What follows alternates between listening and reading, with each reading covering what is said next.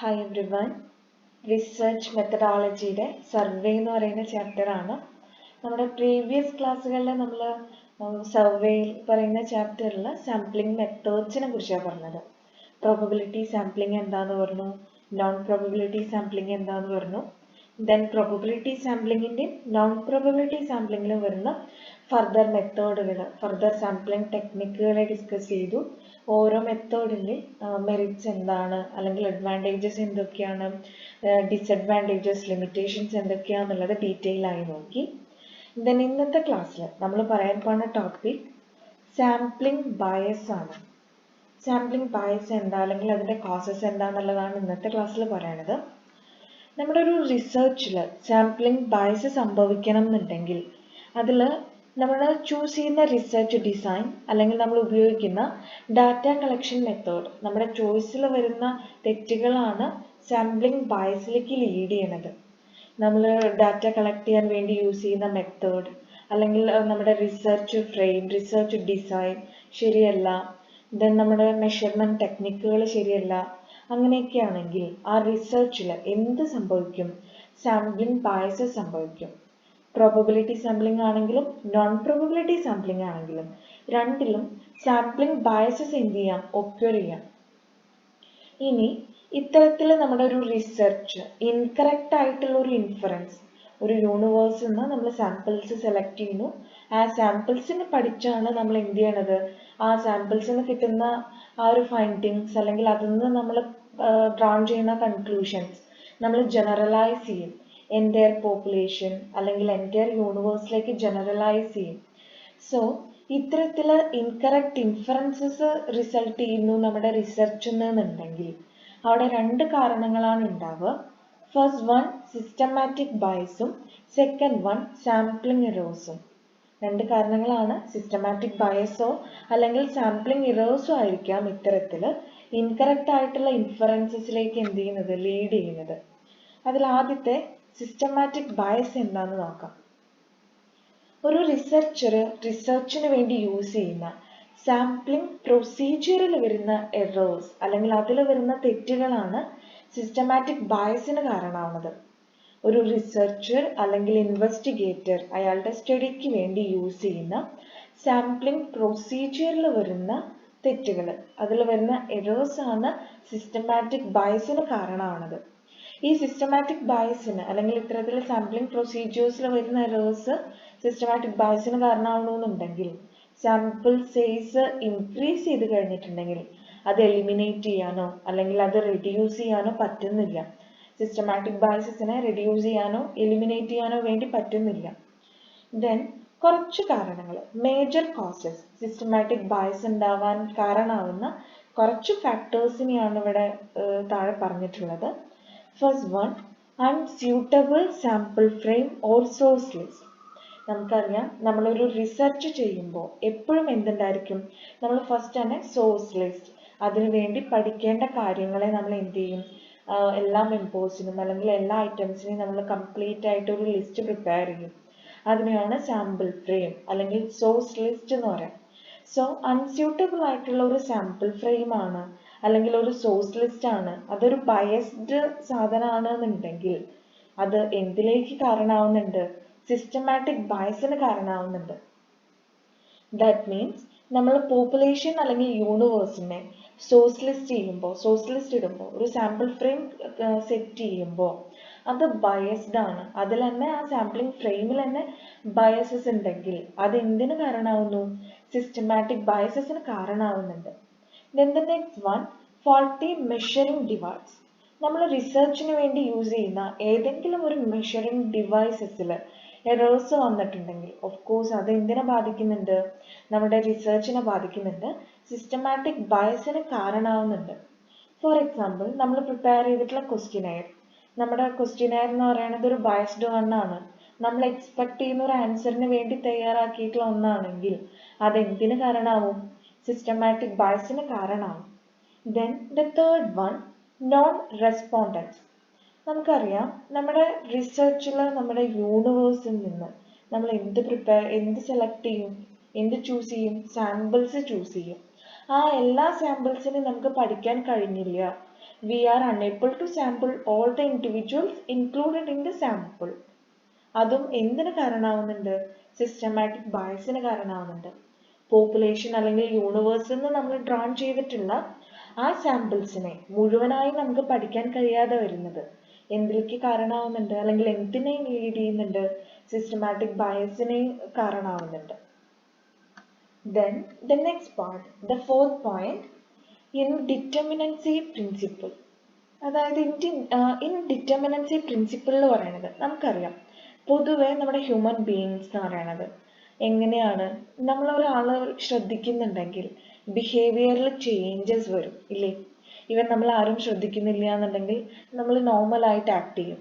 പക്ഷെ നമ്മളെ ആരെങ്കിലും ഒബ്സർവ് ചെയ്യുന്നുണ്ട് അല്ലെങ്കിൽ നമ്മൾ ആരെങ്കിലും ശ്രദ്ധിക്കുന്നുണ്ട് എന്ന് തോന്നിയാൽ ഡിഫറെൻ്റ്ലി ആക്ട് ചെയ്യാൻ ശ്രമിക്കുന്നവരാണ് നമ്മൾ. സോ ഇത്തരത്തിലുള്ള ഇൻഡിറ്റർമിനൻസി പ്രിൻസിപ്പിൾ, അതായത് നമ്മളെ ഒരാൾ ഒബ്സർവ് ചെയ്യുന്ന സമയത്തും അല്ലാത്ത സമയത്തും ഡിഫറെൻ്റ്ലി ആക്ട് ചെയ്യുക, രണ്ട് രീതിയിൽ ബിഹേവ് ചെയ്യുക. സോ അത്തരം കാര്യങ്ങൾ അല്ലെങ്കിൽ ഈ ഒരു ഇൻഡിറ്റർമിനൻസി പ്രിൻസിപ്പിൾ എന്തിന് കാരണമാവുന്നുണ്ട്? സിസ്റ്റമാറ്റിക് ബയസിന് കാരണമാവുന്നുണ്ട്. സോ റിസർച്ചർ അല്ലെങ്കിൽ ഇൻവെസ്റ്റിഗേറ്റർ ആ ഒരു പർട്ടിക്കുലർ മെമ്പേഴ്സിനെ, ആ ഒരു സാമ്പിൾസിനെ ഒബ്സർവ് ചെയ്യുന്ന സമയത്ത് അവരുടെ ബിഹേവിയറും അല്ലെങ്കിൽ അദ്ദേഹം ശ്രദ്ധിക്കാത്ത സമയത്ത് അവരുടെ ബിഹേവിയറും രണ്ടും രണ്ടായിരിക്കും. അപ്പം നമുക്ക് കൃത്യമായിട്ടുള്ള കൺക്ലൂഷൻസ് അതിൽ നിന്ന് ഡ്രോൺ ചെയ്യാന്നുള്ളത് ഡിഫിക്കൾട്ടാണ്. Then the fifth one, usual bias in reporting data.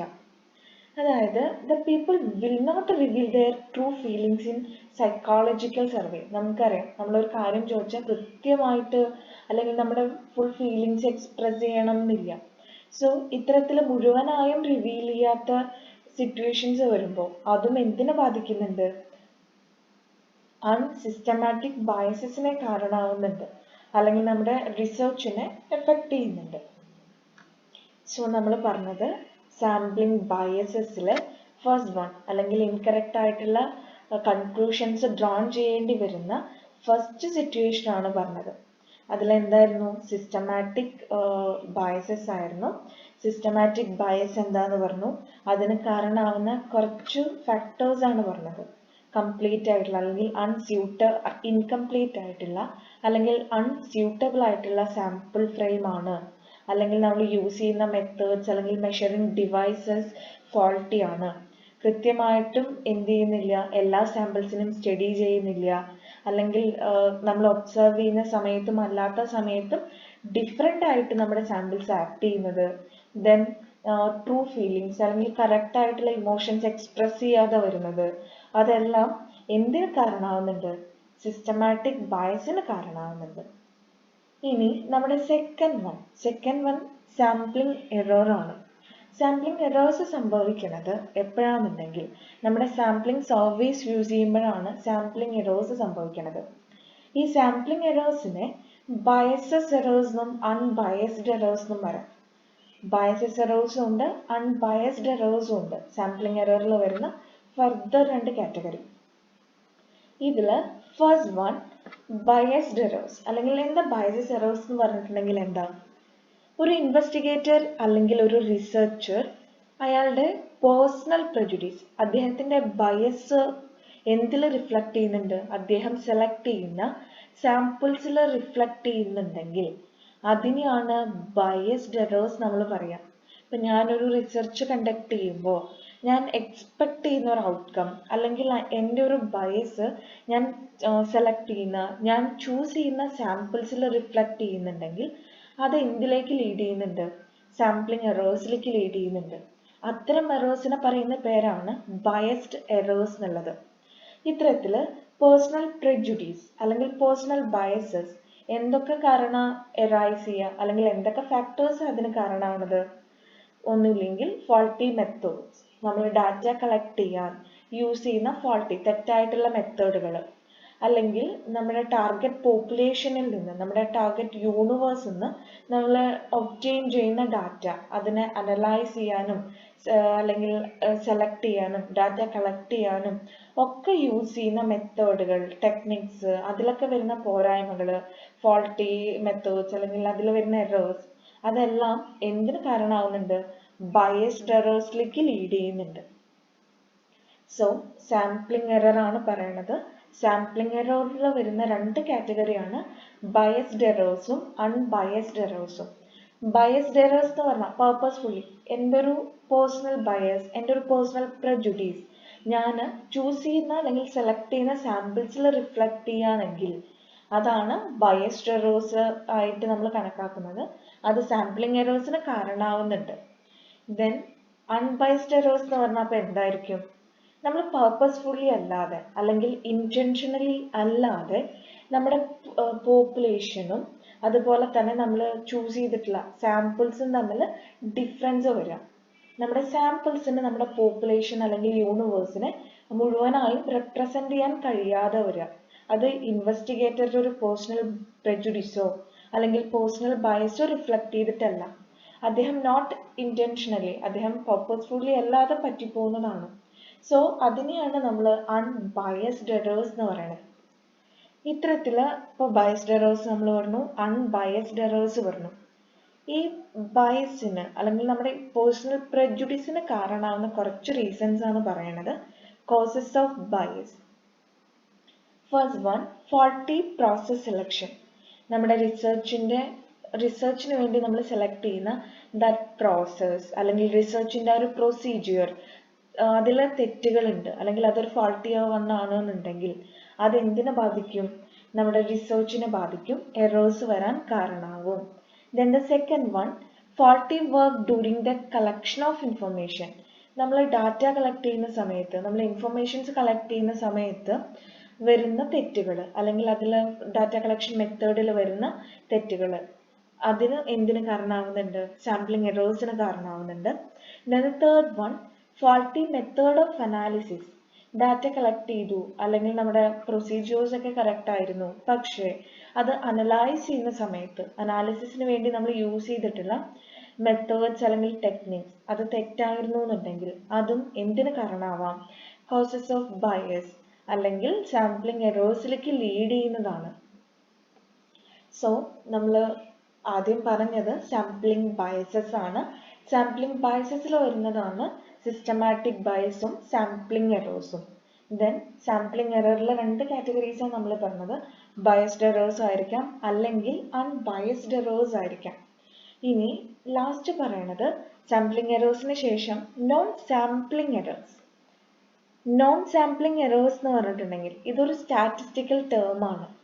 അത് ഇപ്പോൾ നമുക്കറിയാം, സാമ്പിളിംഗ് എറർ എന്ന് പറഞ്ഞിട്ടുണ്ടെങ്കിൽ അത് നോൺ സാമ്പിളിംഗ് എററിന് ഡിഫറെൻ്റ് ആണ്. സാമ്പിളിംഗ് എററിൽ എന്താ സംഭവിക്കണമെന്നുണ്ടെങ്കിൽ സാമ്പിൾ വാല്യൂസും അല്ലെങ്കിൽ പോപ്പുലേഷൻ വാല്യൂസും തമ്മിലുണ്ടാകുന്ന ഒരു ഡിഫറൻസ്. എൻ്റെ പോപ്പുലേഷനെ എന്തിനെ റെപ്രസെൻ്റ് ചെയ്യാൻ കഴിയുന്നില്ല? സാമ്പിൾസിന് റെപ്രസെൻ്റ് ചെയ്യാൻ കഴിയുന്നില്ല. സാമ്പിൾ വാല്യൂ യൂണിവേഴ്സൽ വാല്യൂ അല്ലെങ്കിൽ പോപ്പുലേഷൻ വാല്യൂ തമ്മിൽ ഡിഫറൻസ് ഉണ്ട്. അത് തമ്മിലുള്ള വ്യത്യാസം, അതിനെയാണ് സാമ്പിളിംഗ് എറർ എന്ന് പറഞ്ഞ് നമ്മൾ ടേം ചെയ്യണത്. ബട്ട് നോൺ സാമ്പിളിംഗ് എറേഴ്സ് എന്ന് പറയുമ്പോൾ അത് മറ്റൊരു സ്റ്റാറ്റിസ്റ്റിക്കൽ ടേം ആണ്. നമ്മുടെ ഡാറ്റ കളക്ഷൻ്റെ സമയത്ത് അല്ലെങ്കിൽ നമ്മുടെ മെഷർമെൻറ്റിൻ്റെ സമയത്ത് എറേഴ്സ് സംഭവിക്കുക, തെറ്റുകൾ വരിക എന്നുണ്ടെങ്കിൽ സാമ്പിളിങ്ങിലല്ലാതെ മറ്റ് കാര്യങ്ങളിൽ തെറ്റുകൾ വന്ന് നമ്മുടെ റിസർച്ചിൽ അത് റിഫ്ലക്റ്റ് ചെയ്യുകയാണെന്നുണ്ടെങ്കിൽ അതിനെയാണ് നോൺ സാമ്പിളിംഗ് എറേഴ്സ് എന്ന് പറഞ്ഞാൽ നമ്മൾ എന്ത് ചെയ്യണത്? കൗട്ട് ചെയ്യണത്. ദെൻ നോൺ സാമ്പിളിംഗ് എറേഴ്സിന് കാരണമാവുന്നത് അല്ലെങ്കിൽ നോൺ സാമ്പിളിംഗ് എറേഴ്സിൽ ഒക്യൂർ ചെയ്യുന്ന കുറച്ച് റീസൺസ് ആണ് പറയുന്നത്. The first one, inappropriate statistical unit. Statistical unit inappropriate ആണെങ്കിൽ അത് നോൺ സാമ്പിളിംഗ് എററിന് കാരണമാവുന്നുണ്ട്. ദെൻ ഡാറ്റ സ്പെസിഫിക്കേഷൻ, കൃത്യമായിട്ടും നമ്മുടെ ഡാറ്റ നമ്മൾ സ്പെസിഫൈ ചെയ്തിട്ടില്ല എന്നുണ്ടെങ്കിൽ ഡാറ്റ സ്പെസിഫിക്കേഷനിൽ വരുന്ന ഇൻഅഡിക്വസി, പ്രോപ്പറായിട്ട് ഡാറ്റ സ്പെസിഫിക്കേഷൻ ചെയ്യാത്തത് നോൺ സാമ്പിളിംഗ് മെത്തേഡിന് അല്ലെങ്കിൽ നോൺ സാമ്പിളിംഗ് എറേഴ്സിന് കാരണമാവുന്നുണ്ട്. Then inaccurate or unsuitable methods of interview or observation or measurement. നമ്മൾ ഡാറ്റ കളക്ട് ചെയ്യുന്ന സമയത്ത്, നമ്മൾ ഇൻ്റർവ്യൂ എടുക്കുന്ന സമയത്ത്, നമ്മളൊരു നമ്മുടെ സാമ്പിൾസിനെ ഒബ്സർവ് ചെയ്യുന്ന സമയത്ത് അല്ലെങ്കിൽ അതിനെ മെഷർ ചെയ്യുന്ന സമയത്ത് അൺസ്യൂട്ടബിൾ അല്ലെങ്കിൽ ഇൻഅക്യുറേറ്റ് ആയിട്ടുള്ള മെത്തേഡുകൾ യൂസ് ചെയ്യുമ്പോൾ നോൺ സാമ്പിളിംഗ് എറേഴ്സിന് കാരണമാവുന്നുണ്ട്. Then lack of trained and experienced investigators. നമ്മുടെ കയ്യിൽ എക്സ്പീരിയൻസ്ഡ് ഇൻവെസ്റ്റിഗേറ്റേഴ്സ് ഇല്ല, ട്രെയിൻഡ് ഇൻവെസ്റ്റിഗേറ്റേഴ്സ് ഇല്ല എന്നുണ്ടെങ്കിൽ അത് നോൺ സാമ്പിളിംഗ് എറേഴ്സിന് കാരണമാവുന്നുണ്ട്. Then errors caused due to non response of respondents. നമ്മുടെ റെസ്പോണ്ടൻസ്, നമ്മൾ ചൂസ് ചെയ്തിട്ടുള്ള സാമ്പിൾസ്, അവർ കൃത്യമായും പ്രതികരിക്കുന്നില്ല എന്നുണ്ടെങ്കിൽ, അവർ ഇൻപ്രോപ്പറായിട്ട് കൃത്യമായിട്ട് അല്ലെങ്കിൽ നമുക്ക് ആവശ്യമായിട്ടുള്ള അത്രയും ഇൻഫർമേഷൻസ് തരണില്ല എന്നുണ്ടെങ്കിൽ അത് എറേഴ്സിന് കാരണമാവുന്നുണ്ട്. അതുപോലെ തന്നെ നമ്മുടെ ഓപ്പറേഷൻസ് അല്ലെങ്കിൽ റിസർച്ച് വർക്ക് അതിൽ പ്രോസസ്സ് ചെയ്യുന്ന സമയത്ത് ഡാറ്റ പ്രോസസ്സിംഗ് ടൈംസിൽ എന്തെങ്കിലും തെറ്റുകൾ സംഭവിക്കുകയാണെന്നുണ്ടെങ്കിൽ അതും നോൺ സാമ്പിളിംഗ് എറേഴ്സിന് കാരണമാവുന്നുണ്ട്. സോ ഇന്നത്തെ ഈ ഒരു ക്ലാസ്സിൽ നമ്മൾ പറഞ്ഞത് സാമ്പിളിംഗ് എറേഴ്സും നോൺ സാമ്പിളിംഗ് എറേഴ്സും ആണ്. സാമ്പിളിംഗ് എററിൽ വരുന്നതാണ് സിസ്റ്റമാറ്റിക് ബയസും സാമ്പിളിംഗ് എററും. ആ സാമ്പിളിംഗ് എററിൽ വരുന്നതാണ് ബയസ്ഡും ഉണ്ട്, അൺബയസ്ഡ് എറേഴ്സും ഉണ്ട്. Okay, thank you.